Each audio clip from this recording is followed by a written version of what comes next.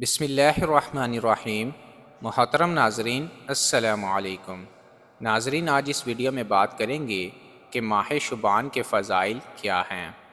ماہ شعبان وہ مبارک مہینہ ہے جس میں ہمارے نبی صلی اللہ علیہ وسلم کی دیرینہ تمنا پوری ہوئی اور تحویل قبلہ کا حکم نازل ہوا۔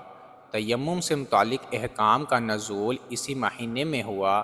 رمضان المبارک کے روزے 10 شعبان 2 ہجری میں ہی فرض ہوئے۔ اسی مہینے میں آپ صلی اللہ علیہ وسلم نے امیر المومنین سیدہ حفصہ رضی اللہ تعالی عنہا اور امیر المومنین سیدہ جویریہ رضی اللہ تعالی عنہا سے نکاح فرمایا۔ چنانچہ اسلامی سال کا یہ مہینہ اپنی رحمتوں، برکتوں اور سعادتوں کے اعتبار سے انتہائی معتمل بالشان اور ماہ رمضان کے لیے پیش خیمہ ہے۔ نز اس مہینے کے اور کئی فضائل ہیں جو آپ کے پیش خدمت ہیں۔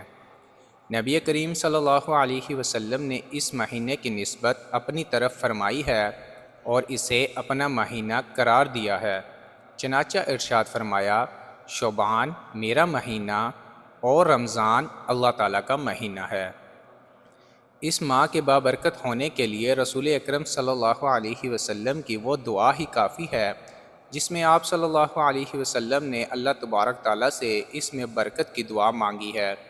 چنانچہ حضرت انس رضی اللہ تعالیٰ عنہ سے روایت ہے کہ جب رجب کا مہینہ داخل ہوتا تو نبی کریم صلی اللہ علیہ وسلم یہ دعا مانگا کرتے تھے، اے اللہ ہمارے لیے رجب اور شعبان مہینے میں برکت نازل فرما اور ہمیں بخیر و عافیت رمضان تک پہنچا دے۔